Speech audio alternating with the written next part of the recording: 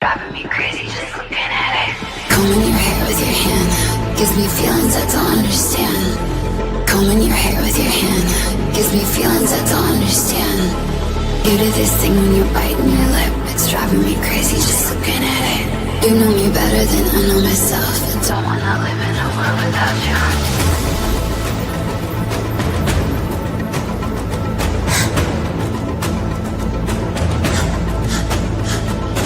You do this thing when you're biting your lip. It's driving me crazy just looking at it.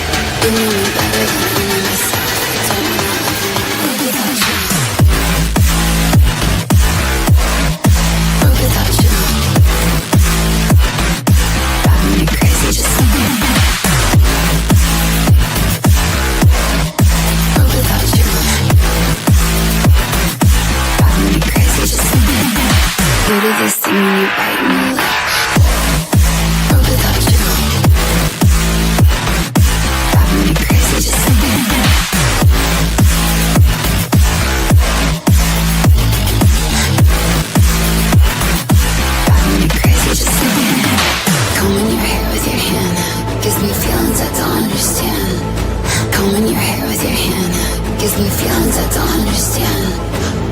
This thing when you're biting your lip, it's driving me crazy just looking at it.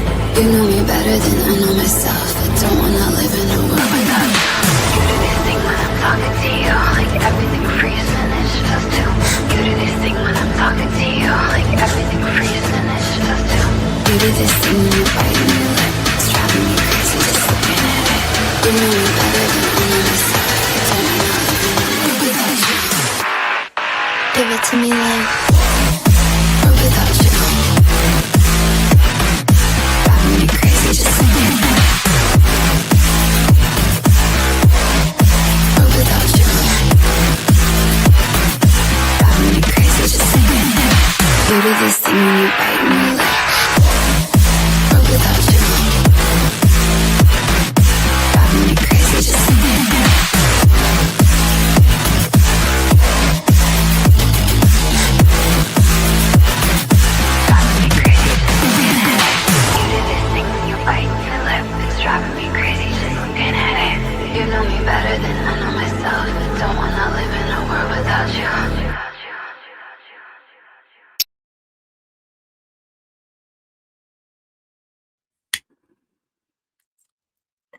Hello everyone, how are we doing? And happy new year.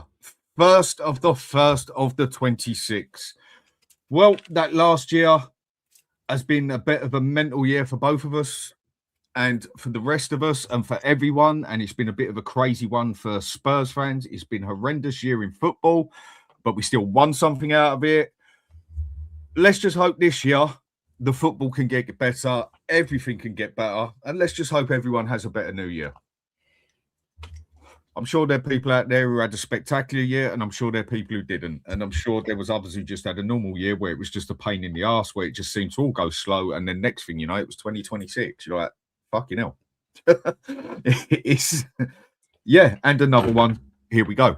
Ben, how are we doing, mate? How was your night? I am very, very good, mate. I'm. Do you know what? I'm not one of those people that celebrate New Year. If I'm brutally honest with you, I went to bed nice and early. Couldn't sleep, but it is what it is. Yeah, welcome back, everyone.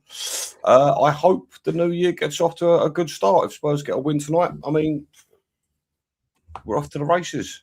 We're off to the races. What about you, Dan? How are you, mate?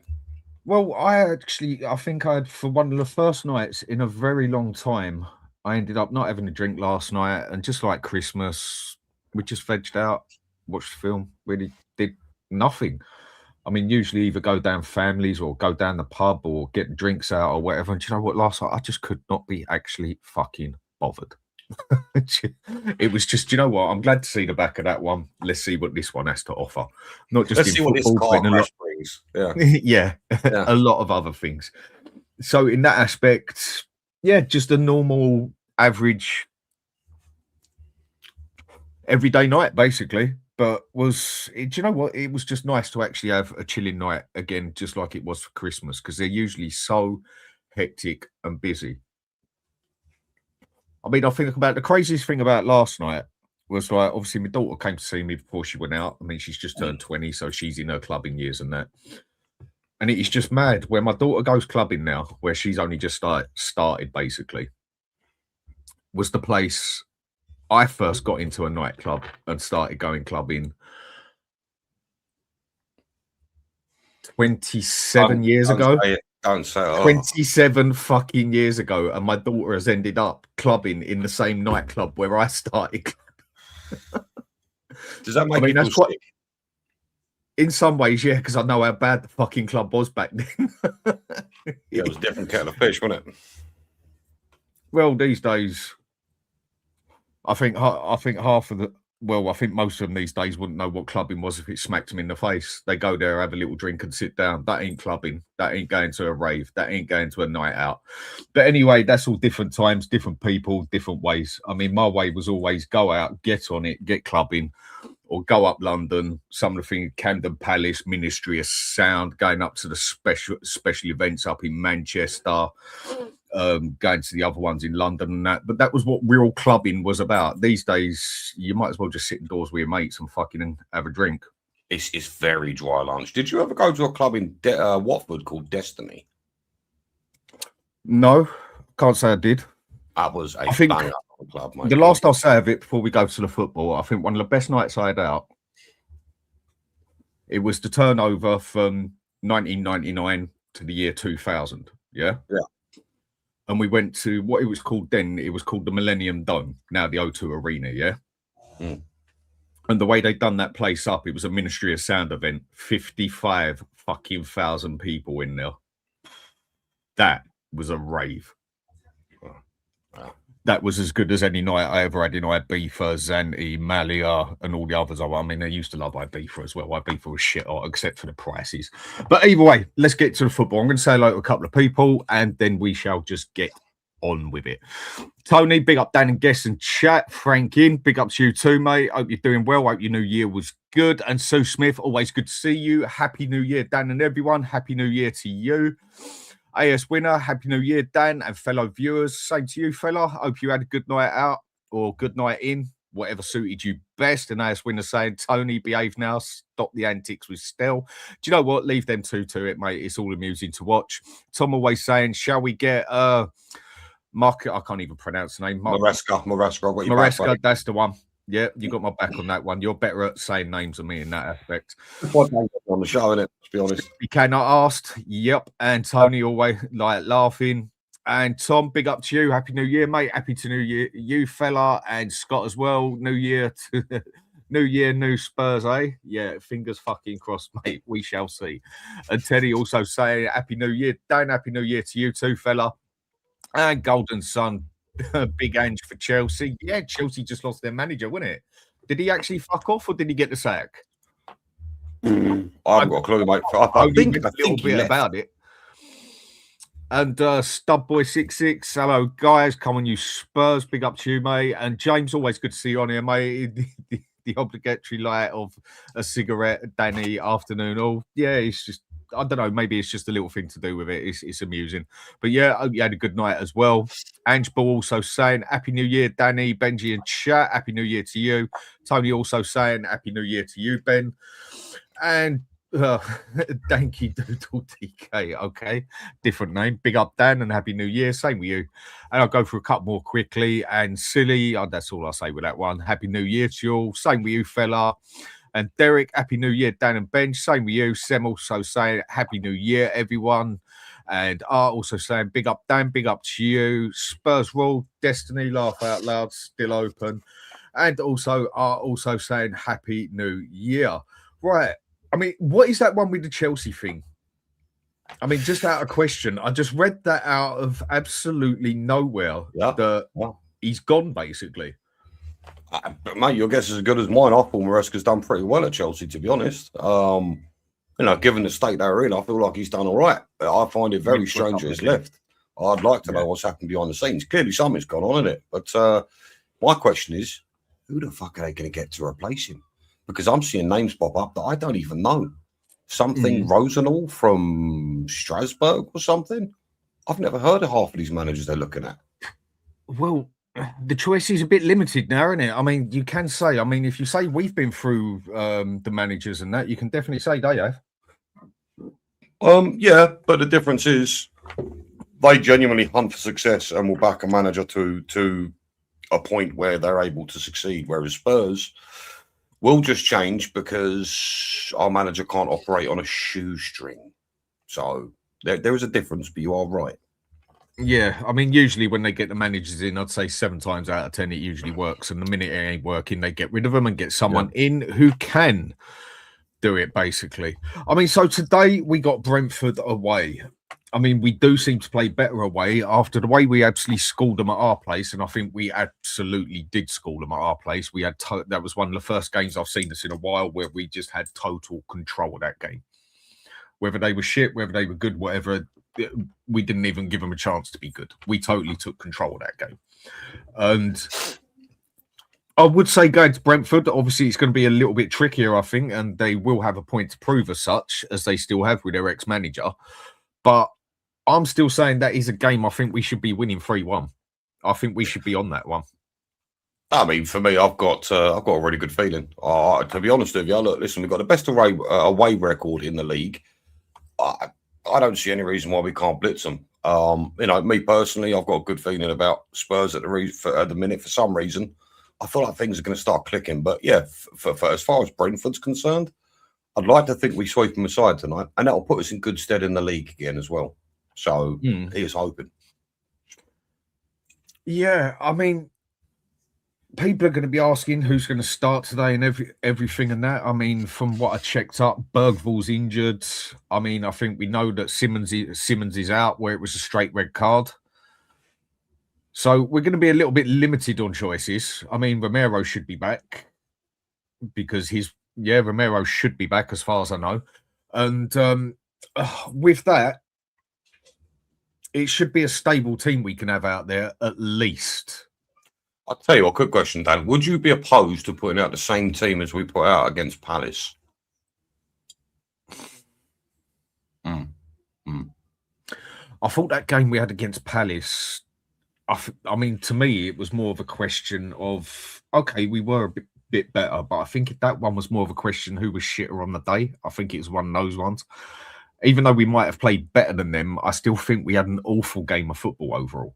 Like it did not look pretty in any means or manner. Now I understand the football hasn't got to look pretty anymore, that like a lot of people think it is, but this pretty imaginary football of the way it was 20 years ago doesn't exist anymore, barring maybe 3 or 4 teams that have got the sort of players that can do that. But players don't seem to play that way anymore. Players aren't flair players anymore, hardly ever. Like with the skill and everything else, it's a lot more robotic these days, I think. So I just don't think that people are going to get the pretty football that they want, whether it's this Spursy way or another way or whatever way. I just don't think you really see that much type of football anyway, unless you maybe look at someone like PSG. Yeah, the elite level teams, fair enough. I mean, look, listen, I'll ask you another one then. Would you sacrifice good football for winning football? Because yes. I feel like, right, yeah, no, fair enough. I had a funny feeling you'd say that because I know you like the likes of Conte and Mourinho style football, which is fine, each their own. But so you are on that train where you prefer winning football to good football. I mean, again, it depends what you want to call winning football, doesn't it? Yeah. Not winning football. Sorry, winning football is whatever wins you the fucking game. But I mean, what people call pretty football or nice football or what people like. Everyone's got their own way of doing it. Yeah, obviously, you want to see. I always used to love a bit of flair in the game as such and everything, to see that player who had that bit of skill to do that bit of flair. And you can have that no matter what way you're playing, whether you're playing defensive, attacking, whether you're playing pragmatic, whatever way you want to put it, you can always still have that bit of flair in the game that gets you up there somewhere. And I just don't think there's many teams that have that capability anymore. I mean, my way that I still like playing football is I do love the way the Italians play. And people say it's boring. I don't think it is because I like the tactics in it. I think Italian style of football is the most tactical style of football you can get. I do like sitting back, taking the pressure, and then 3 passes straight up the other end of the pitch, bang, straight in the back of the net with a direct counter. I like that football. Whereas a majority of people don't like that football as such. People still want to see what Barcelona used to do. Even if you want to go to an Italian team, what they used to do, what that AC Milan team used to do when it had Shevchenko, Inzaghi, when it had Kaká and everyone else. Now, even though they was Italian, there's no way you can fucking tell me there was not flair and style in that team. You know, in the team that Barcelona had when they had Ronaldinho, Iniesta, Xavi and Messi and everyone else, when they had... what's his name's? Who was it they got off Liverpool? What's his name? Louis Suarez. Suarez. That's it. Yeah. When they had Suarez up there as well, yeah, that football just don't really exist anymore. And I just think there's a few people that need to accept that. And I think there's other people. It depends on what they want. I think we have a lot of Spurs supporters who would actually give up the winning football for the attacking football, for the more flair football, for the more stylish football and that. And I think that got proven with Ange with quite a few times where I saw many people turn around and say, I am more happy losing a game 6-3 and going gung-ho for it and it being a good game than scrimping and scraping and scratching a game 1-0 and winning it. Now, for me, at the end of the day, boring football can hurt, but as long as you win at the end of the day, that's what it's all about, isn't it? Do you know what? That's the way I see that one, mate. No, for sure. Do you know what? I actually think there's a bit of a correlation between what style of football you like as opposed to the same as your personality. So for you, for instance, I'd see you as quite cool, calm, calculated, you know, which is really and truly your style of football. You'll soak stuff up and then you'll act upon it. Whereas me, I prefer all-out attack, like a Pochettino style football. Pochettino wasn't all out attack all the time. But he wasn't. The thing is with Poch, he had the best of both worlds. Yes, that was the thing with Poch. You did actually have the best of both worlds, didn't you? But I'll make you right in what you're saying. Go on, sorry. Yeah, no. Like myself, I know I may not seem it on here, but I am pretty full on in real life. You know, I love my attacking football. I mean, you are right about Poch. I do think he had a plan A and a plan B, didn't he? And that was high press or counter attack, which worked beautifully, both of them. You know, he really, goddamn, he got that team oiled to perfection for that sort of stuff. But yeah, you are right. And again, I know there is a large portion of the fan base that probably would sacrifice wins for good football. I've seen plenty of people say it. I've seen plenty of people say it. Me personally, god damn, it's a tough question. Again, my ideal football is Pochettino football. And he made us look good and we won games. Can we have both? I don't know. But, I mean, it's like what Silly's saying here. Winning football with style always makes people happy. No two ways about it. Yeah, give me a choice. I'll watch football and win it with style and everything, and that happy all day long sort of thing. I mean, again, what I call style and others call style are different, but I'm quite happy watch a game of pure out attacking football as long as we don't look like idiots on the defensive side.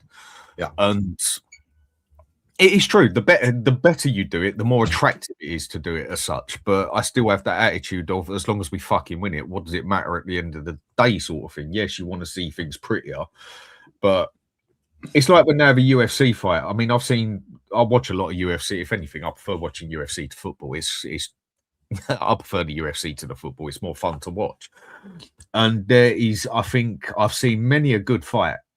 But I think there's nothing better personally when the fella's having the grandmother kicked right out of him for about 4 rounds when it's a 5-round fight, like for a title or whatever, and he's getting the proper shit kicked right out, and out of nowhere, bang, puts the other fella cold on the floor.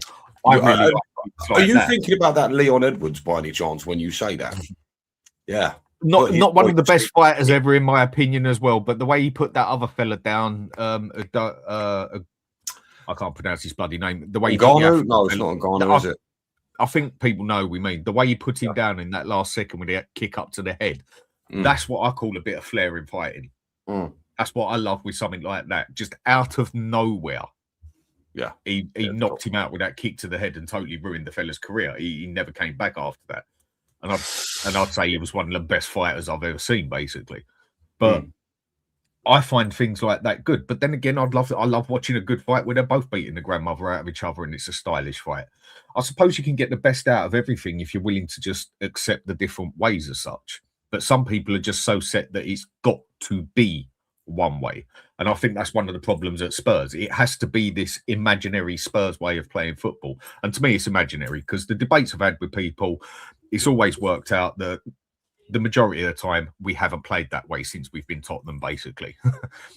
I think it's more the way people want to see Tottenham play football with some of the great flair players that we've had. But you don't really get that anymore. There ain't really players that do that anymore. It's like we've said, if you go back 20, 25 years, yes, it makes us sound old, but most of the players you call good back then would be world-class superstar players back now. And the ones that we call world-class now, they wouldn't even lick the boots of someone who you would call very good back then. A few exceptions, That's where I just feel football's gone downhill. So what do people want to do? Do they want pretty football or do they want to win? Yeah, it's a really, really good question. Like I say, for me, I'd like a bit of both. I mean, this whole the Spurs way of playing, again, is something we've gone over and over in the past, but I really don't see it. I mean, if you asked me what is the Spurs way of playing, because the length he was at the club and you know, the success we had, we didn't win anything, but I still deem it a success. If you ask me what is the Spurs way of playing, I would say it's Mauricio Pochettino's high press, fast attacking, you know, movement, tiki-taka. Everything about Pochettino's style I loved. So for me, when I think of how Tottenham should play, it's that. But this mysterious, you know, the times people go on about the Spurs way, honestly, aside from the way Poch did it, I don't see it. I don't see it. So, yeah, it's nor do I. And the other thing is times change. We're now in 2026, for God's sake. Yeah, times do change. I look on football the same way that I look on, let's say, fashion, the way you look on music. It goes round in a circle.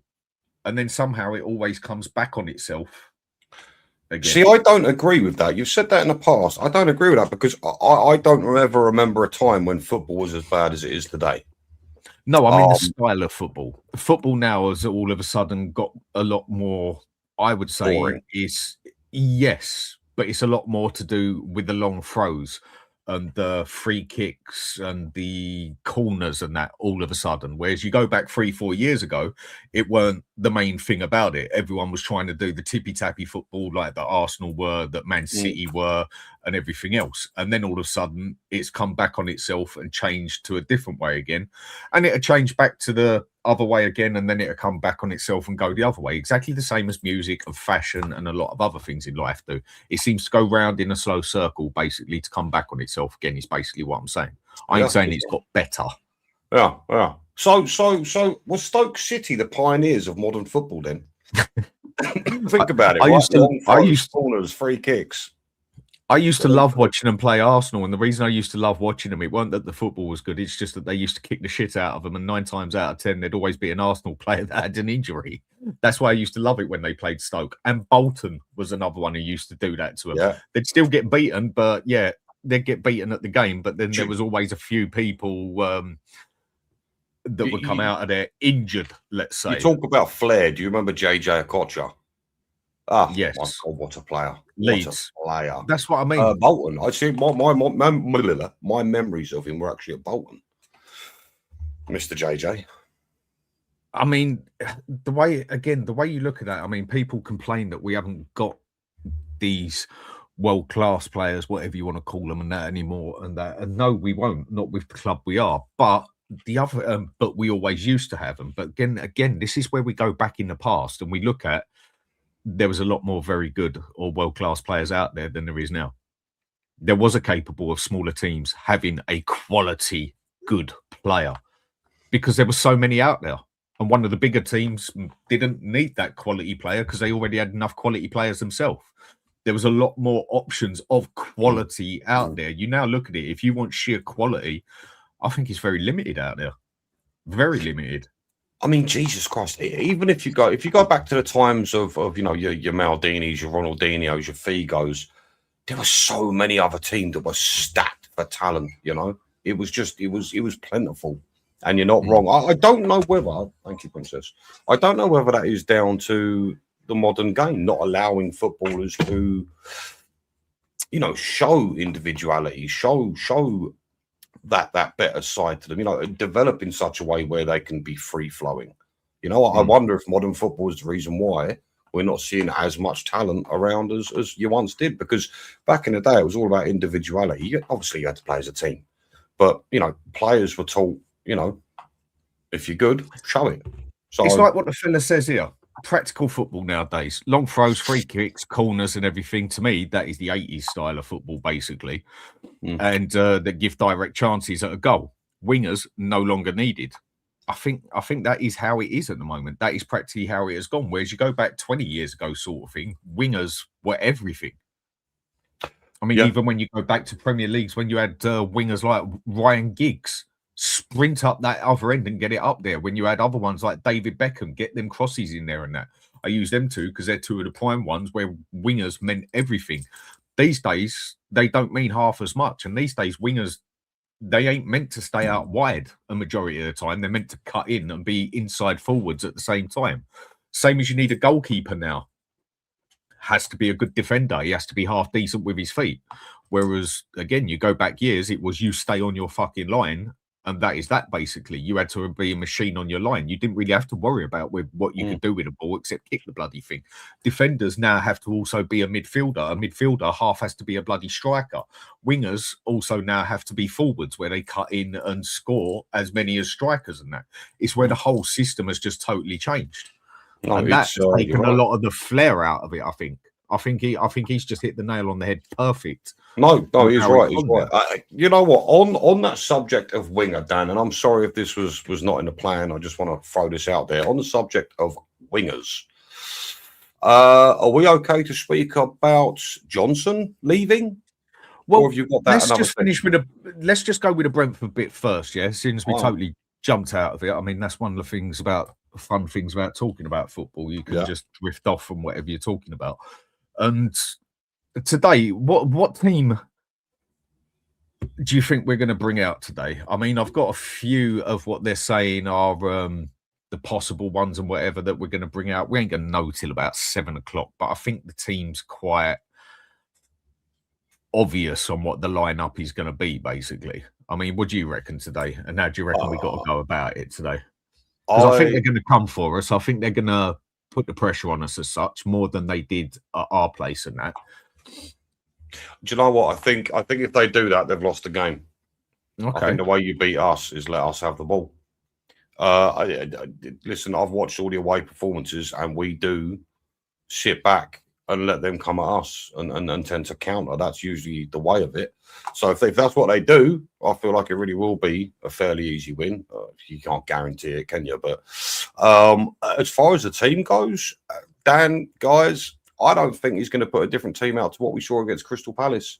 I mean, aside from maybe Romero, but I mean, Danzo had a very good game. So would it be fair to bring him out for this game? I don't know. I actually wasn't sure on Xavi, and maybe someone else can tell me in the chat.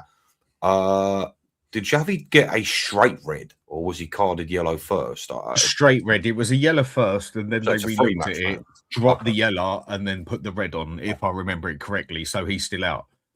Okay. So he's definitely out for today, as far as I can remember. And I mean, it's right here. Just going back to that, you even look at that team Middlesbrough had when they had Ravanelli and Juninho in there when they got to 2 finals and still got fucking relegated. You know, but let's not drift off again. Let's keep it to that. I mean, someone just made a good point, actually. Jeff has just said Bergval's injured, so I am wrong. Yeah, that's what I was going to say. But Bergval is injured. It does say that. It says they reckon the starting lineup is going to be a 4-2-3-1 today.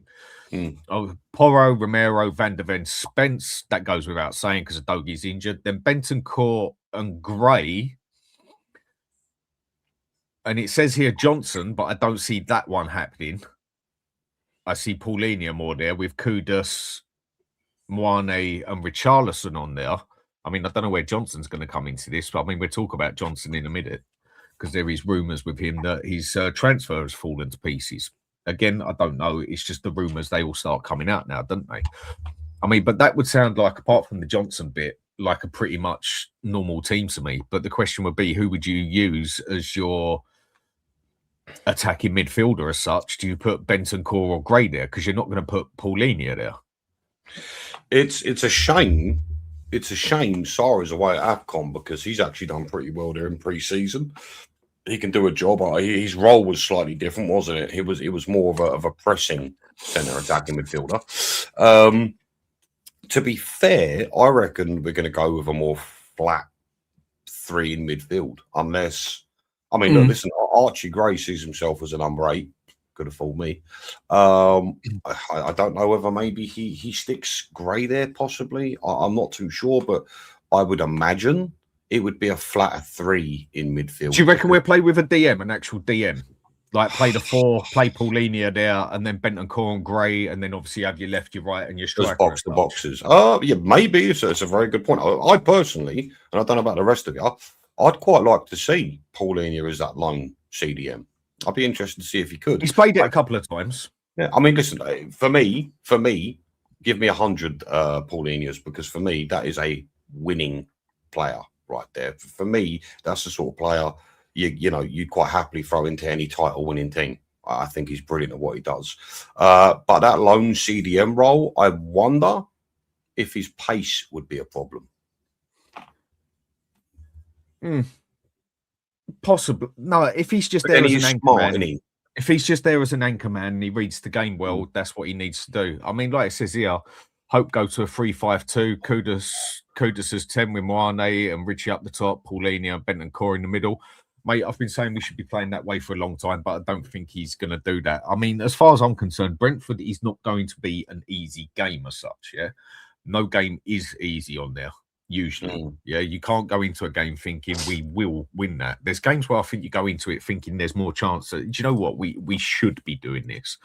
But no team has got no written privilege and right to win that game as such, like a few people think. But you've got the ones you do expect, yes, we should win that one.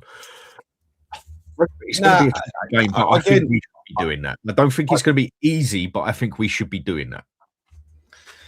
Yeah, I understand. Do you know what? Again, that's another thing I disagree with. Like, so what are you saying? Just because a team is better on paper, you don't have the right to assume you're going to win. Is that what you're saying? To assume you're going to win, yeah.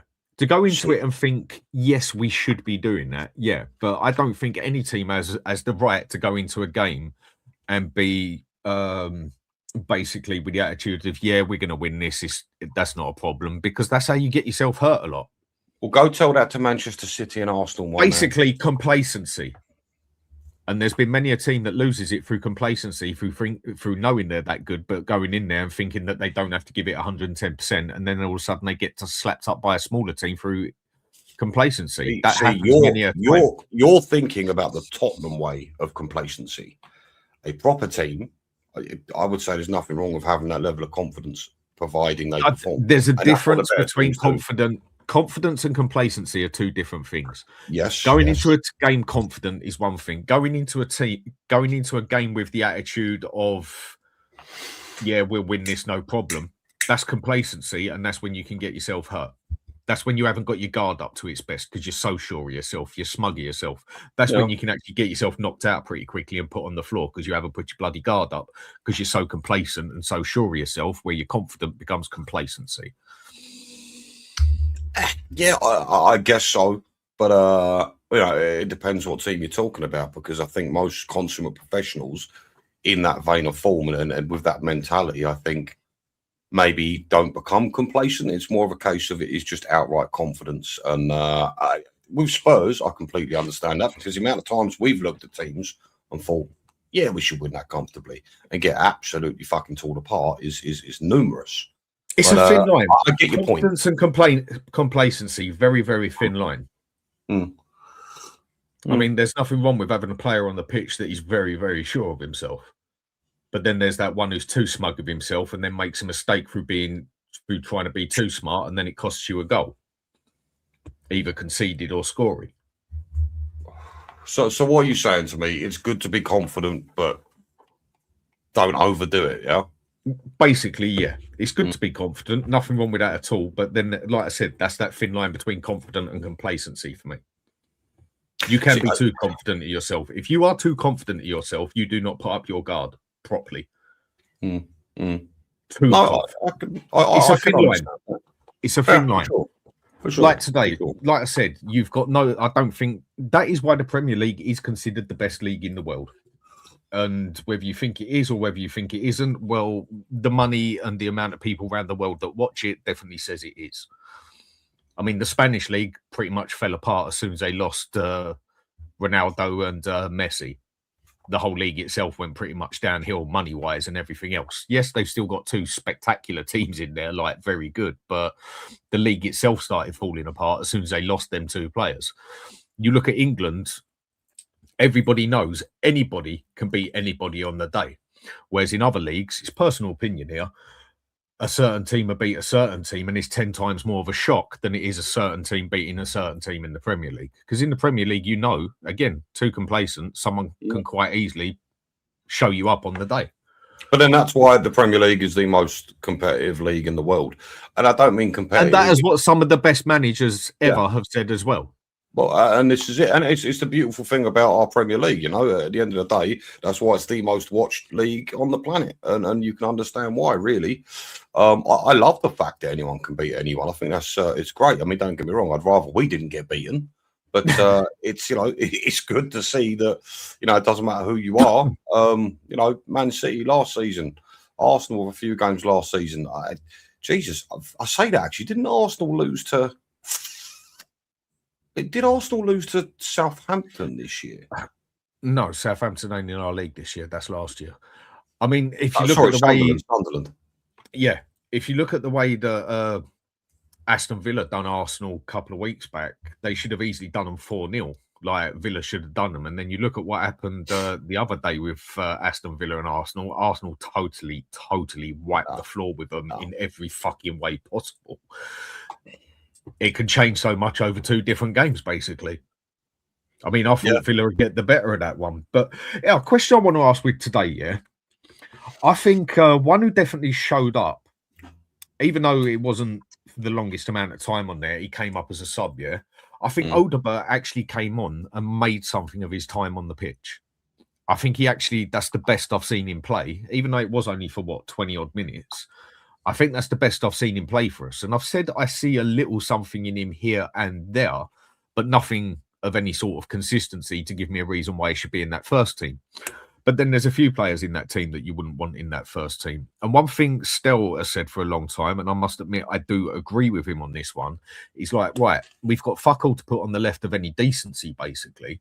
So why not just pick an actual left winger, left midfielder, left inside forward, whatever you want to call him. Just actually stick him there and play him for 7 or 8 games straight and get the best out of him you can, because it is actually his position. Stop piss balling about, chopping and changing it every 5 minutes and then sticking Bergvall up there as well and whatever else. So maybe just get Odegaard and just stick him there and see what you can get out of him within the next 7 or 8 games until we are now in this transfer window. Hopefully we can do something and put someone of some... High caliber. Yeah, basically. Do you know what? Odegaard's a weird one. I've been saying for a month or two now. I've noticed small improvements. You know, there are those that will say, no, that's bollocks. What's he done? I understand the fact that he's not scoring 50 goals and a million assists, but I've noticed a change in his game, an air of confidence. I think, you know, given more game time, he could turn into a decent little footballer. However, something I picked up from Frank's press conference, I feel like he's trying to protect players like Odegaard.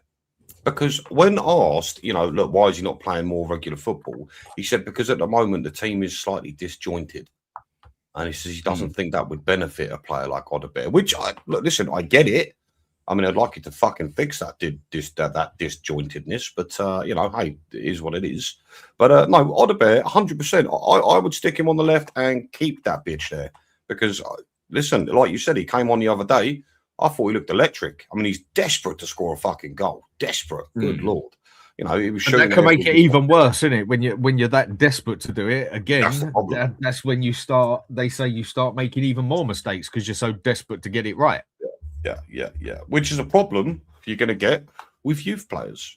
You know, that is one of the defining characteristics of a youth player. So, but no, I 100% agree with what Stel said. I genuinely think look, stick him out on the left and keep him out on the left. Again, I kind of understand what Frank is trying to say, but are we really in that sort of a place where we can do that? I mean, for me, our forward line would be Kudus, Moani, and Odebear. I wouldn't have Richie anywhere near that bitch personally. But he has scored a couple of goals. I don't give a fuck whether he scored goals. He's a terrible player. I'll tell you what. Right, look, I'll be fair. I'll be fair. Yes, he scored goals, but I want to ask everybody a question, right? And I want to know opinions. If you binned Richarlison off this season and put Moani there instead, would you or would you not see a better overall fluidity throughout the team? Because the thing is with Moani, despite the fact he's not scoring, I mean, I do believe there are reasons for that, and I do believe Frank's not helping. If you kept him there at the striker position consistently, I personally think he'd start banging some goals in. But right now, he still offers more than Richarlison. He still helps with the flow of our attack. He's faster than Richarlison. He can beat a man. He can trap a ball. He's got good touch. He's better on the ball. 100 million%. Are you basically saying you feel, apart from scoring the goal side, which is actually the most important bit, but are you actually saying that you feel Moani adds more to the game as such? 1,000,000%. But I'm not going to get past the fact he's not scoring. I understand that is what he's there to do. But I just feel in terms of the team's fluidity, it would be better. And maybe lead to more goals from the wingers, maybe. I don't know. But it would be better, I think, if you kept Moani there rather than Richie. That's just personal opinion. And so who do you reckon to start on the left then? Do you reckon Odegaard will get his go? Since he had... since when he came on, he did look significant on there. He was very noticeable, beat his man a couple of times, got in the box. Do you think that was enough to maybe get him a starter? See, Frank is a weird one, mate. Again, the personnel Frank chooses, I struggle with. I really find it hard to defend. You would like to think he'd start on the left, but if I'm brutally honest with you, I think he's going to put Moani on the left and Richarlison up front again. So we shall see. But I think he deserves his chance, that's for sure. I think it's like the back line and everything is already written in it. We all know what he's going to be. I mean, that's not hard to work out in that aspect. Is it though? Like, given the game that Danso's just had, would you take him out and put Romero in as a replacement? I know he's club captain, but I don't know. I think that might be a little bit, mate, for me. And thanks to Sean, the boss, Spurs 73. Happy New Year, boys. You lovely lot. Thanks a lot, mate, for the super chat. Much appreciated.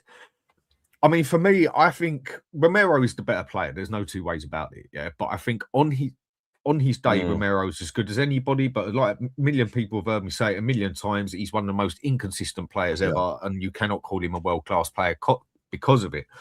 I think Danso, he's quite a limited player in what he can do, but you will get a consistency out of him more than you will Romero. Romero would just be so up and down with how he plays. Just up, down, 10, 10, 4, 4, 2, 8, 2. He's just inconsistent, but he does turn up for finals. And he's improved slightly this year. Do you not think he's improved? Yeah, slightly, but still nothing of any real difference as such. He's still inconsistent as fuck. So what do you do in that situation then? Do you play a defender that will give you 7s most weeks? Or do you play a defender that will give you a 10, a 5, a 10, a 9, a 4? What do you do? I know it's a good question. I mean, for me, I would go for the consistency because I know what I'm getting. I mean, how many times has Romero this season alone been saved by Bentancur or Van der Ven, or even Porro has saved him a few times, and others of where he gets caught drifting halfway up the pitch looking for. And now, one thing he can do for a defender, the fella can pass, no two ways about it. Again, I think he has the same problem that Kudus does, and that problem is hanging on to the ball too long to look for that special pass instead of that simple pass that could lead to something else. Are you talking about the Romero special where he receives the ball and walks with it for 10 minutes before he passes? Yeah, where he's looking for a special pass that can do something special, basically. Same as what Kudus does, where sometimes you're better off just putting it out to the closest pass that can build something from there. I think he slows the game down a lot in that aspect at times. I mean, I guess it does, but another way you could look at it is, well, players need to show a bit more movement to to receive one of his passes. Because look, the thing is, he's capable of a good. Do you know what I mean? He's capable of that long ball. He's probably as good as Alderweireld for me. If you remember his fucking crossfield passes, good lord, they were great.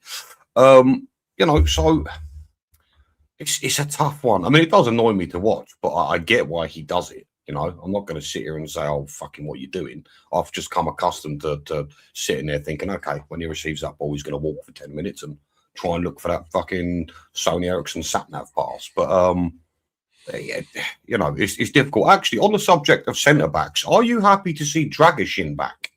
Yes. Yeah, me too. Me too. Bless that guy. He's been out for 9 months. And, yeah. But again, with him, we might as well sell him as well, because with 2 at the back, you're not going to get the best out of him. See, that's a very... Well, do you know what? That's unproven. That's unproven at the minute. I don't know whether you could say that right now. I mean, at this moment in time, you've seen him play his very best when he's at 3 at the back. 100%. 100%. And that's not a Spurs level, is it? So I'm not saying he can't do it, but at this moment in time, the best I've seen him is when he's played 3 at the back in Italy. He's your sort of man, like a Danzo, that you want in the middle as a no-nonsense centre-back. Don't fuck about. Don't piss ball about. Get the ball. Get it up the other end of the pitch, no matter what the cost, basically. If there's a nice pass there, do it. But when in doubt, kick it the fuck out. Yeah, for sure. And then you've got a Van der Ven next to him and a Romero next to him, which you can class as ball-playing defenders, because one can run it up the pitch, the other can pass it up the pitch. And then that's where you just have your no-nonsense in the middle. That is why I prefer playing 3 at the back. No, for sure. I mean, you know, I'm seeing a lot of people say, "Oh, sell Dragusin." I understand that point. If we're not going to use him properly, we might as well. Do you know what? I wish he was left-footed. I wish he was left-footed, because I'd be quite happy of the centre back pairings of you know, Van der Ven, Romero, and their backups being Danso and Dragusin. I just wish he was left-footed, but I've got a funny feeling we probably will sell him within inside the next year. But again, I'm not 100% sure, given that the system changed, that the Romero couldn't play as a 2. I feel like there's a good chance he could, but I mean, I'm not saying he can't play with 2 at the back, not at all. Like as a 2 at the back, of course he can, but I just think we see the best out of him when it's 3 at the back. Oh, okay. That is when you will say. I'm not saying he can't do it, and he can't even be good at it. And if he does it enough, he might improve at it. But he's used to playing the very Italian way of 3 at the back, being the man in the middle, basically. I mean, he's solid in the air as well. I think he's just as physical as what we got there, same as Danzo, solid in the air, basically, whereas Van der Ven in the air definitely isn't his strongest point, and neither is it Romero's. Funny enough, actually, you say that. I actually feel like Van der Ven has improved in the air, and I also think Van der Ven's improved his passing as well. I've noticed Van der Ven's pinged up some decent passes as of late as well. I feel like he's improved as a player overall because he's been able to. Would you say that's frank? It's possible, but it's also down to the way we play as well now. We're not making him sit on the halfway line, having to do 100-metre sprints back to the other end 3-4 times and then wondering why his hamstrings are fucked. Yeah, there is that. There is that, mate. There is that. So I think that is a big part to go with it. So what do you reckon on that? I mean, we can't really go too much into... We don't know who's actually starting on that, and it's not going to be until later. But what do you reckon we're going to get on the? What do you reckon the score's going to be today? Do you reckon we're going to have this one? I think we're going to have this one about 3-1. Personally, I don't think it's going to be easy, and I think it can be dirty. But I do think we are going to get this one today. We should do. I am going to go with a solid 2-0 win for Spurs. I'm convinced we'll win. Whatever the score may be, I'm convinced we'll win. But I'm also convinced things are going to start clicking as well. Yeah, for me, I'll go with a solid 2-0 win. I won't go too far and say 3-0, but yeah, 2-0, I believe is more than possible. I wish Xavi was playing, if I'm honest. I thought this would be a good game for Xavi to play in, but yeah, it's unfortunate he's out due to that red card, but such is life. Total dickhead moment by him. No one else to blame but himself. I just wonder how we are going to set up, given the fact that we are missing Xavi and don't really have anyone else who can slot into that number 10. Bergvall is injured. I don't actually know what's wrong with Bergvall. I know, was he holding his hammy or his groin? I'm not exactly sure. I know he's got a mild injury, it said from what I read. I can't remember exactly what it is, but it's not a heavy injury as such. Okay. from what I read. Well, I might be exactly. Well, then that's one of the problems. We don't really have a player that can slot into that number 10. So again, it will be interesting to see how we line up. Again, what you said earlier could be right. Maybe we could play with a solitary CDM and two sort of box-to-box number 8s, I guess. Not that Bentancur's great at that. And Archie, again, young kid, not really proven in anything, is he really? I mean, he scored a goal against Palace and it was still a pretty poor game he had, if we're going to be honest. I mean, even Timo Werner could have fucking put that in the back of the net. He was literally standing on the goal line. Fucking what, Timo Werner? Are you sure? That's a big I know, but that's how easy I think that goal honestly was. But a goal was a goal. Credit where it's due. At the end of the day, it won us the game, so that's the credit he deserves. Yeah, 100%. Overall, I don't think his game was anything that stood out. Apart from that, he'd done a bit of a Johnson on the pitch where you really didn't notice him that much. But I don't think anyone really. There was a couple on there. I mean, when Paulinho came on, didn't you notice the difference in midfield? Head and shoulders, yeah. Then you noticed the difference in midfield. All of a sudden, we had a bit of muscle. And people who say Paulinho don't get forward, he actually does get forward at times. Oh, yeah, he does. But his main job is what he is best at, is an anchor man, basically. I mean... Perky, that's not a bad shout. I mean, I guess you could try. I mean, Odebear's played there as well, in all fairness. Yeah, but why would you want to try and take a gamble in that when he hasn't played all bloody season, bar a minute or two in that? I'd rather stick Odebear out on the left. Do you feel that's a bit unfair? I mean, Tell definitely needs a loan, by the way. He has to play regular game time. Do you feel Frank's maybe been a bit unfair on Tell as well? Because I'm going to be honest, from what I've seen of Tell this season, I'm only going off the shite I saw last season. I mean, you could sneeze on a pitch and do more than Tell last season. Do you think... And he hasn't been no better this season when he's played either. I don't know. He only scored a couple of goals. Look, for me, what I've seen when he has come on this season, it's not been a lot. We all know that. I think he's done all right. Not like fucking, oh my God, but I feel like he's been much, much better than the previous season. But then again, that wouldn't be very difficult, would it? But and again, I'm not fucking hyping him up. I'm not saying anything like that. I'm just saying, I don't know. There's been times this season where I think, well, why not put Tell on a bit more, you know? But he definitely needs to go on loan without a doubt this January. I think it would be a shame for that boy if he doesn't, because you've got to think it's his career as well, you know? So, yeah, for me, you got to get that kid out on loan. But I'm not sure who said that. I didn't read the name. I'm so sorry. But, yeah, again, you could maybe try a Tell there, an Odebear there, maybe. But like Dan said, it could be risky. Well, it is risky. Well, he's hardly played. He's hardly played. You know? Yeah. And like I said here, agreed, Tell has to at least put in a shift. Yeah, he's hardly played. So do we keep chopping and because then you're going back to do we keep chopping and changing it about and fucking about, or do we just get someone who is a left winger like Odegaard and just say, right, there's your place until we can buy someone better, and that is what you do basically. Whereas now we're in January, now is where we go to of where you want people to start. We want us to buy it. I mean, Johnson, let's go on to that one. I mean, I think that game's going to end 3-1 to us. I think we will get the better of it, but I'm not saying it's going to be easy by any means, yeah? Okay. It never is the Tottenham, No, life definitely isn't easy anyway, but being a Spurs... We'd all be happier if that was the case, eh, bud? Holy. Yes, we would. I mean, Johnson, I'm starting to read things that the deal is off with Palace because he wants too much money to sign up, basically. Like, the deal and everything, the wages and everything he's set on, and like the price for him, everything else. But he's meant to want a signing on fee that Palace ain't willing to pay. So I've read. Again, how true is any of that? I'm a bit of a transfer market whore. I will look every 15 to 20 minutes. I've not seen that from any heavy hitters that's the case. And to be fair, I don't think it matters anyway, because I think two other teams have come in and matched the bid. So I honestly think, regardless of what happens with Palace, I think he's gone anyway.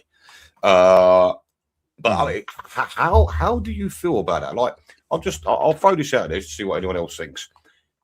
Getting rid of Johnson. Now, little fun fact here, by the way. This would be, if he does leave, the third season in a row where we've sold our previous top scorer. Dan, I don't know if you're aware of that. Others have said that, yeah. That's crazy.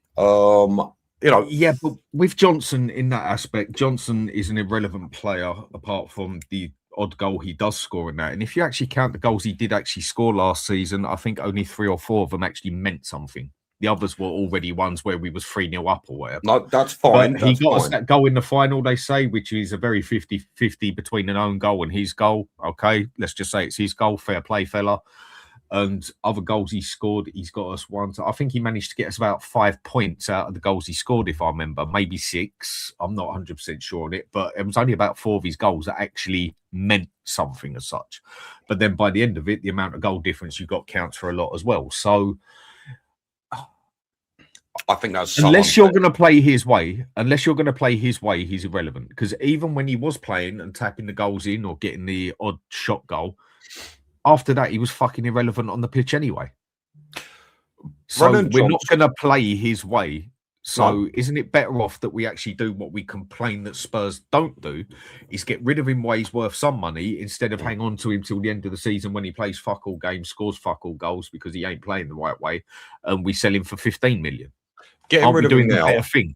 Yeah, for sure. Getting rid of him now is what a big team would do, which is why I'm going to tick this off as another notch to ENIC 2.0. This is something a big team would do. Get someone out whilst they've still got value. Look, listen, Johnson is a fucking enigma because you look at his numbers and you think that is a good player, but then you watch him play and you think, who is this guy? Like don't rate him at all. It's no, look, listen, his overall game. Look, I've advocated for Johnson in the past because I look at his numbers and his numbers are fucking, I think, brilliant. Considering where he plays, I think they're brilliant. His goals and assists, if you tally them up, are fairly impressive. And I know you could argue with me, oh, Ben, but fucking, the goals don't matter. The goals he scores haven't mattered. Regardless, he's still got the goals in the hardest league in the world. I don't think you can argue with that. But he is an enigma of a player. If you didn't watch him and you saw his stats on a piece of paper, you'd be like, you lot are fucking mad to get rid of him.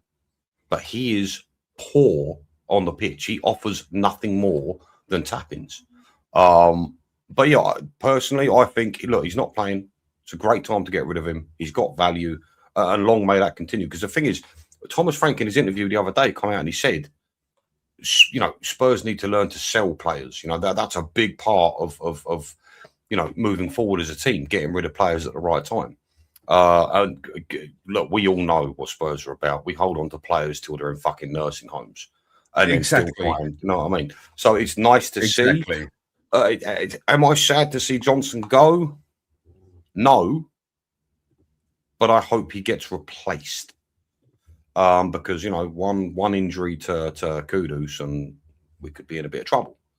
But yeah, I think it's a superb bit of business. I think 35 million for him is fair. Would you say 35 is fair? I'd say it's more than fair. Basically, there you go. Take it, mate. I'll even drive him up there for you. I just do not rate him as a player in any means or manner, apart from what he can do. Maybe if he's played a different way, he'll come out better, whatever else than that. But definitely the way we're playing now, he would be totally irrelevant on that pitch. And when he has played, he scored a tap in or two, but he does look pretty irrelevant most of the time.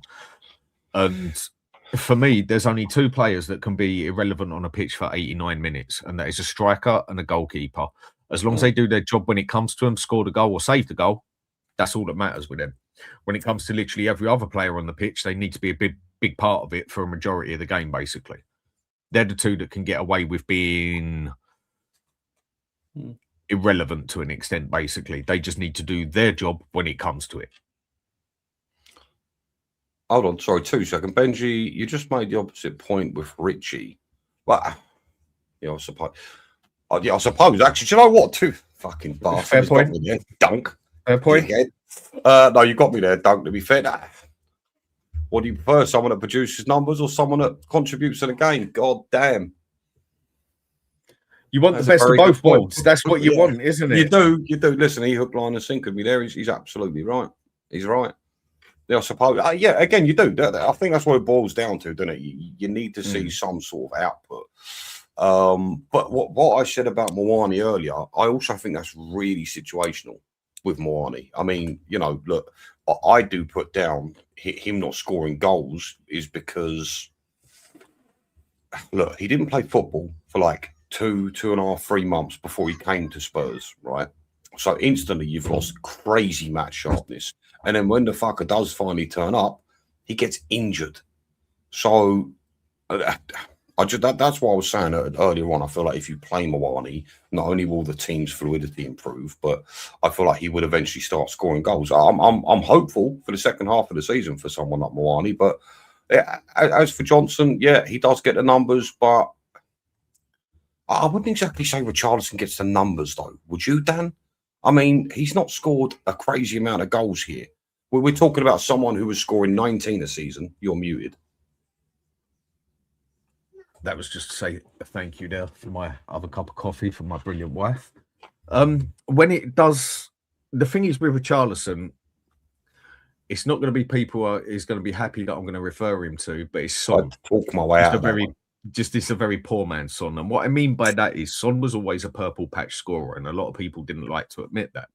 Son was one for 6-7 games. He'd get himself 5 to 7 goals. And then all of a sudden, 6 or 7 games, he might get a goal or two. He was a very purple patch scorer, but he did adapt to the game nearly every time, yeah? Richarlison's a purple patch goal scorer as well. You'll see him get goals for a little while, and then all of a sudden, nothing will turn up for 10, 15 games, basically. But also offers nothing in between at all. Yeah, bar the odd game as such. I mean, the quicker we get rid of Richarlison, but then that's another one we need to replace as well. So what do you reckon the chances are of Johnson disappearing, basically? Because there's meant to be another 2 teams interested in him as well. Bournemouth have matched the bid of Crystal Palace. So I've read. Yeah. I think he's gone.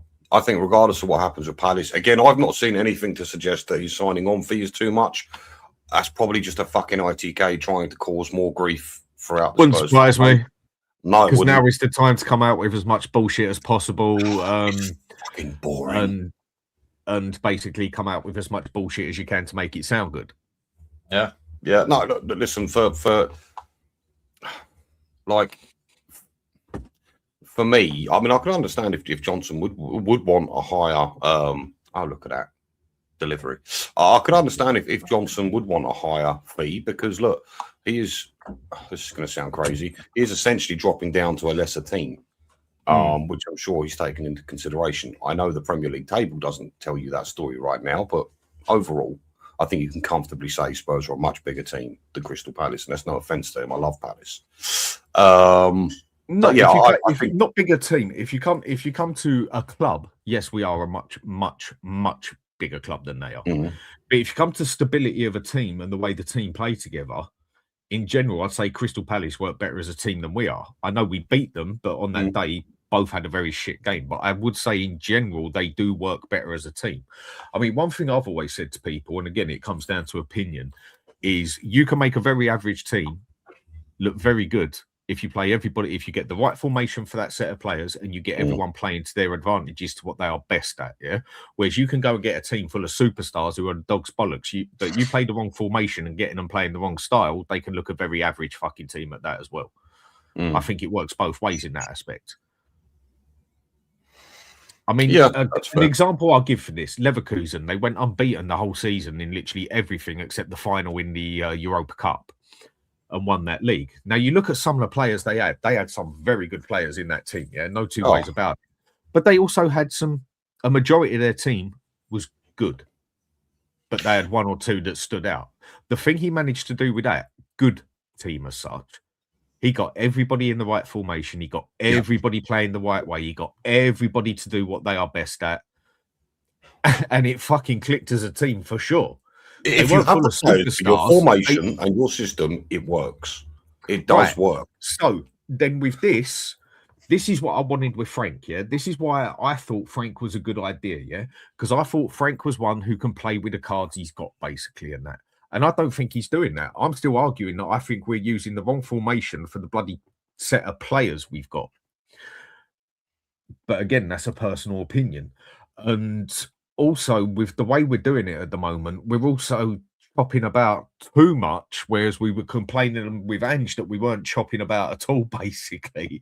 He's gone from one extreme to a fucking another, basically, where it's like, right, mate, you just get your mind up what your main way you want to play is, and then obviously adapt it for certain games and whatever. And it keeps throwing from one to the other, and then there's the words that he basically changed the style to a more attacking way to keep fans happy and whatever. We don't know what goes beyond there. But I'll go back on the Johnson one. Do you think we're going to see the back of Johnson? Yeah, 100%. He's gone. He's gone. He will be gone within the next 5 days. 100 ball. I'm very confident he'll be gone. You know, appreciate what you've done at the club, Johnny, but fucking see you later, mate. So baked potato. Yeah. See you later, mate. Yeah, I agree with you. I agree with you on that one. And but then that means that's another player in a position we need to replace, basically, doesn't it? I mean, we have got Kudus there, but then who else have we got to really cover us on the right? I mean, I wouldn't complain with getting a right back and doing Porro up there personally, because I think that is where you're going to get more out of Porro. Because he can cross the ball, he can pass the ball, he can have a shot, and he is made as an attacking wing back, not a fucking right back, which is part of the reason why he's looked this atrocious that year, because he has gone right downhill. But then his passing and crossing's gone downhill as well, basically, isn't it? It could work, but how much experience has he got in that role? And I think doing that sort of look, listen, Frank has moved players out of position before and has worked beautifully well. Damsgaard, I'll give you an example of Damsgaard. Damsgaard is a left midfielder, left winger, left midfielder, whatever you want to call it, and he moved him central, and it worked out really, really well. You know, maybe Frank could move Porro from right back to right wing. It could work, but again, I question because he's not a right back in any means or manner. He's one to press forward as a wing back, and he's a liability. Yeah, he's been a liability this season. Do I think he's been a liability last season as well? He was a liability last season. They focused on him nearly every game, get the ball over to him, practice on him, pressure on him, and sooner or later you will beat him because his defending is poor. Do you think with Porro, because the thing is, he is a good player. Porro's a good player. He's a good quality player.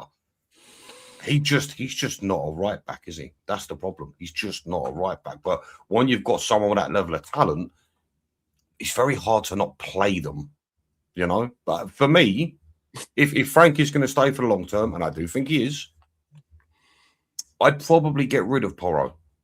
I'd probably get rid of Porro because his style of player is not what we're going to be using. And I don't want to say that because I like Porro. I do kind of think he's a bit of a luxury player as well, having someone like Porro, but you need... In this system, you cannot have him week in, week out. That's all I will say. I mean, I agree with what's being said here by Upload. Like, I've been saying it for close to 2 years, exactly the same, mate. Same. That's that Brighton lad. People, the names keeps fucking chopping on, changing on near to what they were. I don't know why YouTube has done this, but it's a complete and utter head fuck.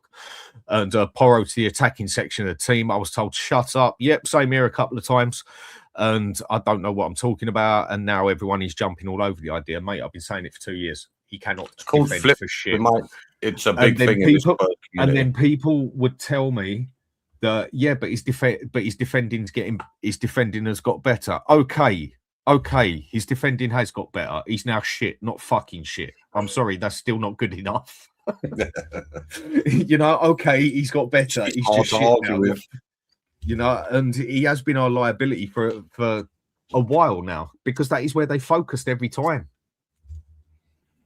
It's in that aspect, we are better off playing Udogie on the left and Spence on the right. Udogie's still a wing back where you're getting the most out of him, but he can defend that bit better than Porro. Okay, wait. There is a difference, Danny. There is a difference, and I'm sorry to interrupt. There is a difference between Porro and Udogie.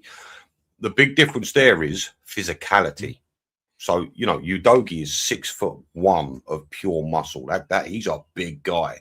And I do think, even if you aren't that great defending, I do think at least being physical helps you in that aspect. Whereas Porro has the framework of a 14-year-old schoolgirl, which is probably not handy when you're trying to defend. Look, I know he's not quite that fucking small, but you get what I'm trying to say. I think at least with Udogie, you get that physicality, so it can help you out in that aspect. But with Porro, he's too little. And the thing is, Porro's not that quick either. He's not the fastest of right backs or right wing backs. He's not slow. No, he's not. But he's not. He's not as quick as Udogie. No fucking shot. No. I think that's the difference where people get mixed up in football. Again, that's a personal opinion. There's a very, very big difference between fast and quick. They're two totally different things. Porro's quick off the mark, but he's not. He's flatline speed. He's not that quick. Take Kulusevski, for example, yeah? Stick him on a 100-meter run. He's actually faster than a lot of players we got. But on the first 50 meters, well, actually go check his stats up and that. But actually on the first 50 meters, he's one of the slowest we got. It's like you can have a car that can get 0 to 60 in a couple of seconds and it's ahead of the other. But then a couple of seconds later, the other car goes flying past it because it's got more power and speed, basically. That is the difference between quick and fast, in my opinion. You need your winger to be quick. He doesn't have to be the fastest 100-meter runner, but if he can get to his top speed in a matter of seconds and then get that ball in there, I think that almost has more power than being overall fast. But then if you're playing a wing back, you've got further back to run from as such, so you need to be quick and fast. Well, the problem is you've got to think about recovery pace. So Porro does like to get up the pitch, and he does get caught out a fair few times, and a lot of the times he can't make it back. Again, that is a lack of recovery, straight line speed. I agree with you. You know, he's quick off the mark, 100%. Again, quicker off the mark than someone like Udogie. But if you want recovery speed, you're going to need that top speed sort of straight line. I don't think, you know, he's got that. And again, I think he's not a big guy. And I think that causes him a lot of problems when it comes to defending as well. If I had a choice, right, to go and pick up a new right back, I'd probably go with someone like a Denzel Dumfries. And I know you know him because I know you like watching your Italian football. Mm-hmm. He's not the best at defending, but he's adequate at it. He could, yes. Yeah, and he's a big guy. He's 6'1". He's fairly quick in straight line. Let's have a drink with a cup of coffee as soon as it's New Year's Day. Go on, carry on what you're saying. Just add a bit of Southern Comfort to my coffee because Southern Comfort coffee tastes bloody nice. Are you fucking serious? That's vodka, in it? What, Southern Comfort? No. That looks like a vodka bottle. No, it's just a small Southern Comfort bowl. I've got bigger ones out there, but that one's just for the one for in my place in my man cave as such. No, Southern Comfort. It's nothing like vodka. It's more similar. No. It's more similar to whiskey, basically, but it's not whiskey because it's got 3 different things in it as such. But it's very nice with lemonade. I don't know if that's the girly way to drink it, but yeah, I quite like it with lemonade. I don't mind it with lemonade, but I prefer it with Coke. No, just okay as well. But Coke or even Dr. Pepper sort of thing. I prefer drinking it with. If you give me an option, I'll drink it straight. I prefer things straight in that aspect. Because you're fucking man's man. That's what it is, Dan. No, fair play. But yeah, as we were saying about Porro, if it were down to me, if we are going to keep Frank, I'd probably sell him. And the thing is, you'd get good money for Porro. You'd probably pick up 40 million, maybe, I reckon, for Porro. And you could pump that straight back into another right back. Yeah. I'd say he's another one that we could honestly look at selling because we just don't play him to what his advantages are. We don't use him in that way. We don't use him to what he is best at. But so then the problem is, if you want to play with an out-and-out right back, then go get a fucking right back. I've just had a thought, right? So, or one other thing, yeah. I mean, look at Trent. He was not a right back in any means or manner. No. But the way he got used back there, he also got covered at the same time. We don't do that. But we're going to have him going forward all the time. If we're going to be going forward all the time, then that's when you need the others to push across, basically, to almost make it a 3-line at the back. So Romero could cover him and Van der Ven, like basically push it over, because he is just that much of a liability as a on the defensive mind. No, for sure. But I think with players like what was that Liverpool guy again? You've just said his name. It's already gone. He's gone to Real Madrid. What's his fucking name? Oh, no. Trent Alexander-Arnold. Whenever we would play Liverpool, I wasn't worried about their strikers. Every single time we play Liverpool, the main person I was concerned with was Trent. His ability to pass is frightening. And I think when you are that good at what you do, I think you can almost forget about the other shortcomings. But his ability tackling was about as piss poor as it gets. It wasn't good. It wasn't good. But they knew that, so they covered it. This is the thing, and that is something that isn't really happening with Porro. But this is the thing, like say we go with what I'm saying. Say you fucking bin Porro off and bring someone else in. Okay. Frank is an adaptable manager. He will change formation. Look, when things start to click, you will see him being more, he will adapt things more. And when we do, and I do think he likes his free back. So the thing is, I'm saying get rid of Porro, but then when that starts to happen, we haven't. Well, we've seen it in a few games, and it's worked, by the way, for the most part. Well, the time it didn't work was against Arsenal, was when... that's true. But he did that, and he stuck fucking 11 behind the ball, the idiot. I still won't claim that I believe that's what happened, but fair play. But yeah, so when that does start happening, I suppose you're saying that one was more down to the players, isn't you?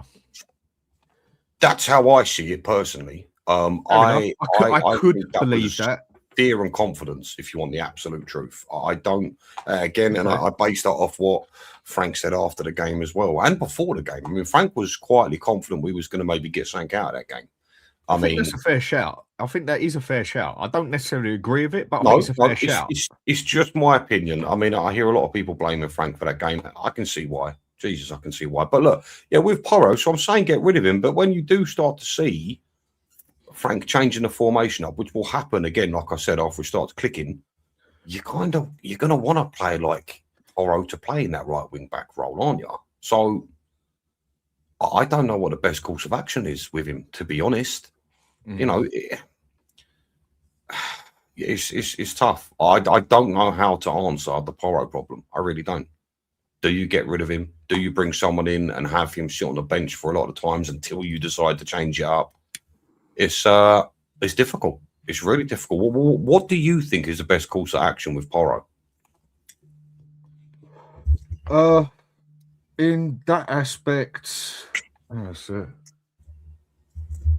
Oh, fuck. If anyone else something you're doing, yeah.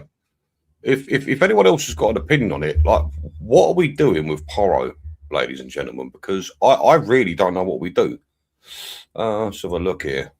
Porro would do well if he played three at the back. Yeah, this is what I'm saying. So initially I said, look, fucking bin him off. But then when we do start changing things up, which we will at some point, you kind of got to want a player like Porro. Let's have a look here. I'm sorry if we've missed messages, by the way. We were fucking rabbiting. Let's have a look here. I'm going to watch Leeds give Liverpool. Mate, fucking one of the dogs we're looking after at the moment, the family just jumped the fucking fence of the next door neighbour. So I just had a phone call. I just had a message on him quickly saying, "Your dog is looking at me through my window." No.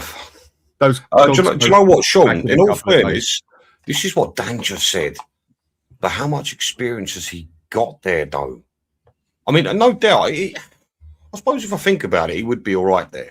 Because, look, at the end of the day, I suppose the thing he thinks about most, well, actually, does he? I was going to say he does like to assist other players, but then to be fair, he shoots left, right and centre as well. Being a wing-back is basically not much different to being a right-back or whatever. You just sit further back. I mean, yeah, at one point here, I just want to bring up Sonny. I get old medical cannabis been legal in England. I get the old medical cannabis been legal in England since 2018. I wish I could get it. I mean, here's the funny thing to it. Got the paperwork for it and everything. I've been prescribed it. My neurologist tells me, yeah, smoke it, use it in your tea at night or whatever, calms down a few things. But I can't get it given to me off the medical system. They won't do it. So I've got it prescribed to me, but I have to buy it illegally. What? Make that make sense for me, please. Make it make sense for me. I can guarantee one thing though: the illegal stuff as such, I bet it's 10 times better than the medical stuff anyway. So. Hold on, let me just set the picture. You're on a street corner. It's dark. You meet up with a geezer. All right, son. You got my 20 bag, and he goes, "Yeah, no worries." I don't know about street corners anymore. Well, whatever. You know, listen. I'm setting the picture. Right, just go with it. It's a phone call. It's on your doorstep, and the old bill turn up. Yeah, and you can literally turn around and say, well, yeah, I've bought them, but I can legally smoke it. What would happen with me? What has happened is I get it taken off of me, and then I can go back there within 3 days. I can show them my medical records and show them that I'm by my neurologist as such, that I've got it prescribed, and I'd get it back. Have done. Ask my wife on that one. I know. Don't ask me, mate. That's just how fucked up this country is in that aspect. You don't have to ask me that one. It's mad, and yeah. Yes, you can have them, but we're not giving them to you. Basically, yeah. Basically, it makes no sense. Okay. I mean, it just makes no fucking sense whatsoever. And the CBD oil you get over here is absolute dog shit as well. So you have to order that from Holland and get it sent over here as well. Someone else that is on the way out. I don't know whether it's a permanent thing. I think it is. Solomon. Have you heard about that one? So he's been pulled out of his loan from Villarreal, and he's now been pushed over to Fiorentina with a possible buy stipulation. Well, Fiorentina have got to stay up first. Yeah, well, it don't look like they are. They are not having a good season. Which is why I question why Paratici wants to go there, if he does, if that's not just all complete speculation and bollocks. Yeah. Sorry, 2 seconds.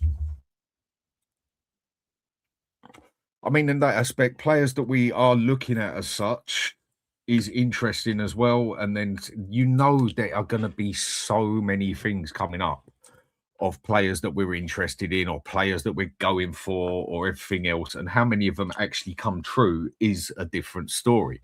It's like, I still think we need a centre mid as much as we need anything else.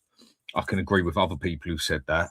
One that has come up on the lines is that Conor Gallagher is now meant to want to come back to the Premier League. I mean, Conor Gallagher is one who I wasn't interested at first, but then checked him up a bit more, basically, when a couple of people said about him being their ideal player. I mean, Sava was the one who definitely wanted him. I wasn't too keen on it, but then checking him out, he would be perfect for what we need next to Paulinho as a double pivot in midfield, basically. He would be the perfect player. He's a much better version of Basuma in that aspect. Basuma, if he'd just pull his finger out his head, let alone his arm. Is that not the most frustrating thing in the world? Like, well, seriously. You can say for the managers he's had, none of them have played him to what he's good at. None. He's not a fucking defender. None. He's literally a box-to-box. Yeah, but he's an attacking box-to-box, not a defensive box-to-box. Yeah, 100%. He's a driving force. He's Whereas Conor Gallagher, you can play him both ways. You can play him defensive box to box and attacking box to box. He's just an all-round machine in the middle, and he can do what he needs to do. He's got that good basic pass on him, and then leave the rest to it as such. He's got the fucking stamina. He's got the strength. That for me would be a perfect player to go for in that aspect. But what are the chances of us getting him? But if he wants to come back to the Premier League, and nobody else is necessarily going for him, would he come to Spurs being a previous Chelsea player and that? If there's no other options there and he really wants back to the Premier League, then I would say that is one I would definitely go for as well. I mean, there's 2 others out there I'd love to get in the middle, and that is Kone and Ederson. 2 more I think we could get. Would cost us a little bit of money, but I don't think it would be stupid money that we can't afford.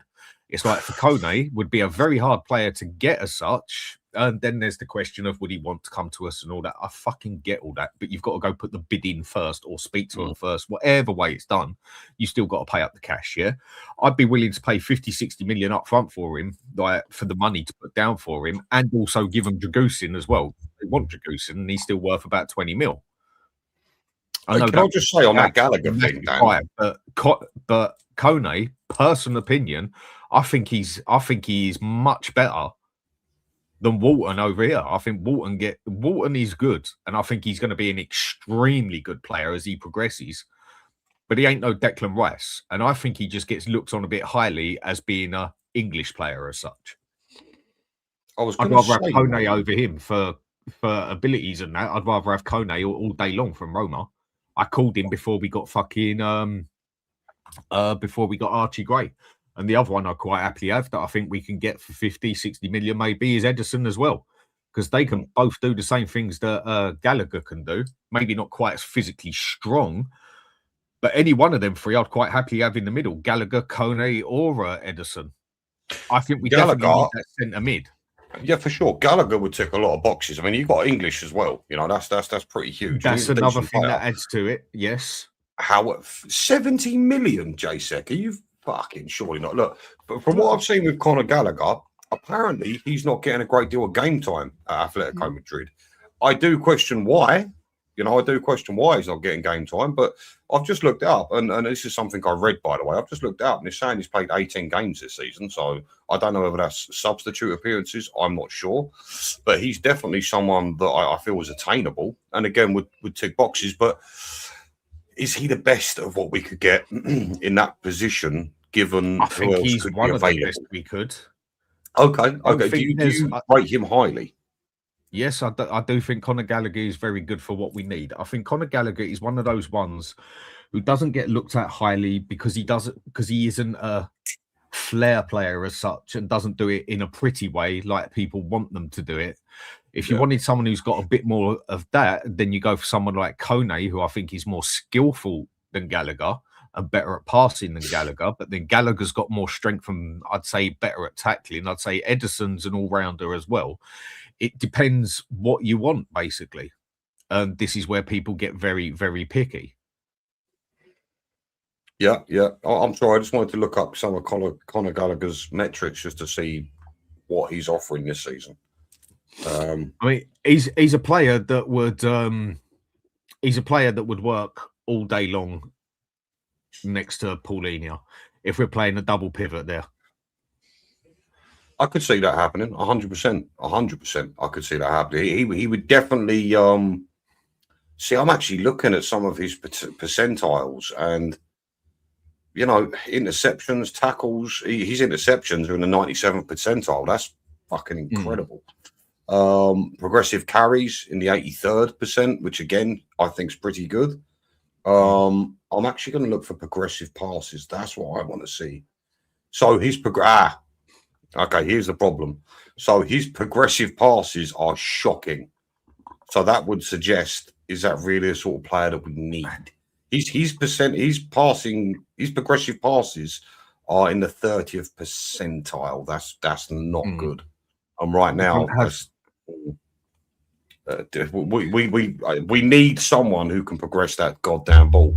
If you had to ask me, if I wanted to stick to the Premier League, I'd go and get that. Is it Neves from Wolves? You know, Neves, his percentiles in that area are fantastic. I think he's a great little player. I don't know how much he beat, but he's a decent player. And again, I mean, I'll just throw this out there. I'm interested to see if anyone else thinks the same. Do you think us doing business with Crystal Palace with this whole Johnson thing is to maybe tickle the testicles of, hey, we like Adam Walton? Do you think there could be anything there? Maybe. I mean, I think he's a very good player. I think he's better than what we've got. But the problem is, if we do go for him, not that I give a fuck about the money we spend in that aspect, but I would rather us be able to get quality for the money we spend and spread it if we can. I feel he would cost 80 to 100 million just because of he is an English player as well and plays in the Premier League. There's the extra 25% that comes up. And there is no way. I don't give a fuck what anybody says on me. Gallagher before Kone, depends what you want, mate. Watch them both play. Totally depends what you want. Is Walton the same sort of quality now that Declan Rice was when he left West Ham? Is he fucked? No, not. I would say probably not even close. In terms of all-round game, I would say not even close to Declan Rice. For me, I think Gallagher is a 50, maybe 60 million pound player. If you've got to go and lay 100 million on the table, I think that is insane. But it ain't our money. It ain't our money. I know, but that's what you have to do when you want them players over here. That is why I'd quite happily go for Kone or Ederson, because they'd be significantly less. And I think they are just as good. I think Kone is better than Walton. See, the problem is, right, because of the problems we've got in the team. It's like what we did with Archie Gray, Ben, yeah? We went and spent fucking 40 million on Archie Gray, giving him something like 70 to 80 grand wages, yeah? Oh.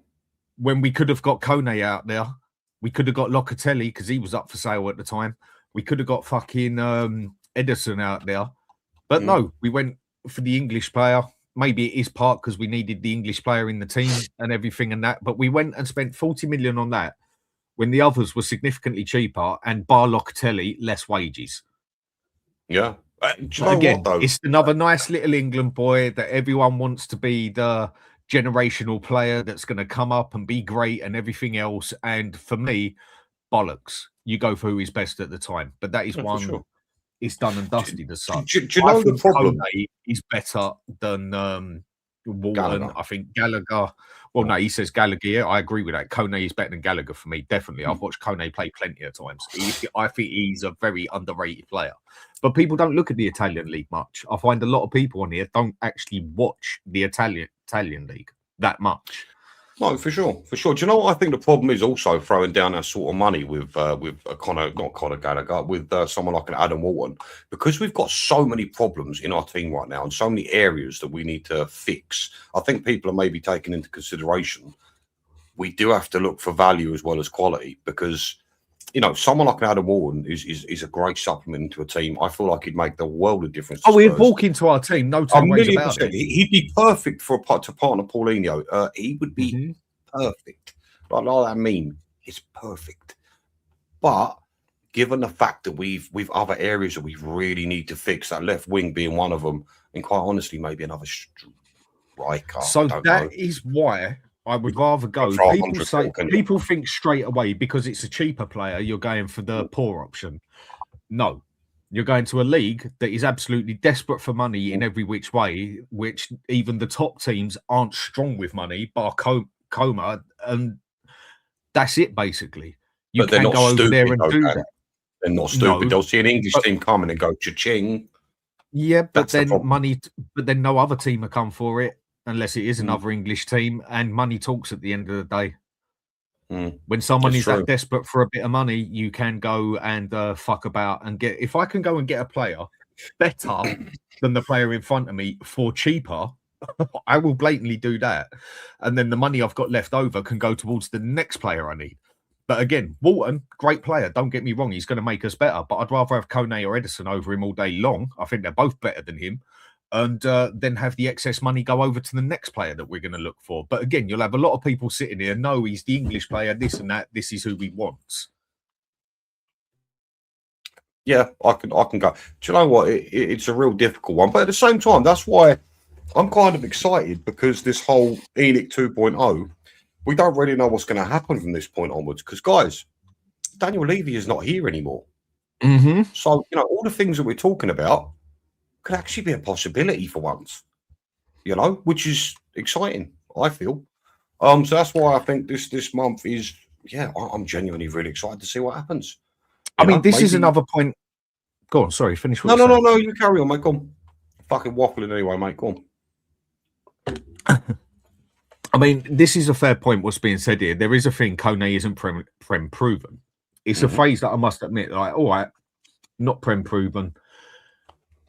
Does it mean they're not going to work over here and there's more bloody foreign players over there than there is English players? Just basically England in general in that aspect. And when it comes down to it, it's right on what people are saying there. Gallagher and Walton both have experience in the Premier League, which is a very different league to every other league, like we've said. And I do get that point on it. But I would say Kone is a better overall player than both of them. But then again, it depends what is the main thing you want out of that player. That is what it comes down to. It's said here as well. Ederson might be more gettable from Italy. I think he is the one that would be the easier one to get as such. I do agree with that one from Atalanta. I do think he would be. So the other one I'll come to, we still need someone on the left. And they're talking like Savinho is a definite big possibility, or the other one, Marmoush, or the other one. Never gonna happen. I don't see us paying his wages of 300 grand. I think Savinho would be the more. Again, it's something I don't give a fuck about. People would say, "Why are you bothered about it?" It's not that I'm bothered about it. I just don't see us doing it. But then this is the chance, really, for it to be proven, do Spurs mean business now? Even if we only go and get that one quality player in there, this is where they can prove they mean business. If they don't go and do that, they're going to have a lot of fans also turn, like, proper start going into one about them. And it's the summer that is really going to prove whether we mean business or not, basically. Yeah. That is where you're going to be able to tell. Also, we've supposedly got a £150 million war chest, right? We've just sold Johnson. Well, we're in the process of selling Johnson. That's another 35 mil on top of that, there or thereabouts. You know, so for all intensive purposes, I'm hoping we go out and we pick up 2 top quality players. I'm hoping for a left mid and a centre mid, like a centre mid that can dictate play. That obviously that's what we need. But as far as Savinho and Marmoush goes, again, I'm very much on board with you. I think Marmoush is just not a possibility unless fucking Mido gets an arm around him and says, just go there, mate, he'll be fine. I think with Savinho, I know we all know I'm a big fan of Savinho. I think he's a brilliant little player. I think he could go right to the top. I think he's got that much talent. However, right now in his current Spurs team, I don't think Savinho is the man you want to go for. He's 21. Okay. I don't think his confidence is sky high at the minute because his performances have dipped. He's not had a crazy amount of game time. I just think if he comes to Spurs, there is a lot of fucking expectation shoved on that kid's shoulders. And again, I say it, another kid. Whereas someone like a Marmoush, again, I don't think that's going to happen, but a Marmoush is a more established player and knows what's expected and required of him. And I feel he's got a better ability to perform under those types of pressures. So for me, as much as I love Savinho, I just don't think it's the right time. I feel like buying a Savinho, you've got to bring him into a more settled team. Does that make any sense to you? We need that. We need our wingers to be able to score goals. We basically need our wingers to be inside forwards as well, basically like a Son, isn't it, is what you're saying. Yeah, which is where Marmoush would be perfect for, by the way. Again, there's no chance, but there are rumours. I think in that aspect, I do think he would be possibly a better option than Savinho. I agree. Again, you could go to Italy. There are a few players in Italy that are... Lockman, I think, is the overall better option because I think he has more capability in the aspect of scoring goals than either of them two. He's had a shit season so far, though. I think he's played 16 games and scored 3 goals, but I know he's not happy. It's Atalanta, right? That's right. Right, Atalanta. Yeah, I know he's you know, there's a bit of a 2-8 over in Atalanta, but he has not had a great season, which concerns me. I mean, another one that I'd quite like to go for. Someone just called me Banjo. Do you know what? I used to get called that fucking years ago. Anyway, don't make a habit if we can. I shouldn't have said that. Yeah, there are other players in Italy you could look at. I mean, I don't know your thoughts on someone like a Rafa Leao. Is that out of the realms of possibility? That ain't happening. I don't see that one happening. That would. Do you know? You don't think if we walk up there, slap 70 million on the table, we will? Oh, I think that can happen. Again, money wise, yeah. But do you know what? I don't think he's as good as everybody says. I think he's a lazy motherfucker. He's a lazy son of a bitch. But you cannot deny his ability, though. He is. No, but we don't need. We need a player there that is gonna put the effort in, not just when he can be bothered. Okay, that's fair. That's fair. And I suppose right now, again, that's really not. I don't think he's been too great either of late. Yeah, no, I'll step back on that then. Yeah, but you know what? This is the thing. Like, some players, they do need a change. Look at Marcus Rashford. You know, maybe Leao is in that vein where he needs a change, possibly. I don't know. But again, I can't get away from the fact that he is a lazy son of a bitch. I'm just thinking, when I've seen him light it up, he is fucking fantastic. Fantastic. But if I could pick anyone, honestly, right now, that would suit us, it would be Marmoush. But I just know that's never going to happen. Again, wages and... It's because we've never seen us pay those sort of wages, isn't it? Yeah. I mean, would City even... It'd be a perfect... That is the question. I think they're going to sell one or the other. I think one of them's going to go because they're getting Semenyo in, isn't it? So I think one of them's got to go. Yeah. I mean, obviously, Marmoush is the cover to Haaland because he does, you know, he predominantly does play striker. But yeah. Yeah, if we could get Marmouche, I'd love that. What's this, Savinho Marmouche? I don't know. I've seen Marmouche play left wing plenty of times, and I think he's great there as well. And he really would. When he does play there, he's very much an inside. But they are two different types of player as such. Absolutely. I feel like one is more creative, whereas the other one is more leaning towards goals. And Marmouche is good all round. He's not. I wouldn't say he's lacking in any area. But in terms of playmaking ability, I'd definitely go over Savinho. But the problem is, who the fuck are we playmaking to? Richarlison? Wane? Well, yeah. I can't really Then we go back either. to the story at the fucking start, don't we? Do you know, on that subject, actually, and I'm sure everyone's seen it, guess who's training? Solanke's back.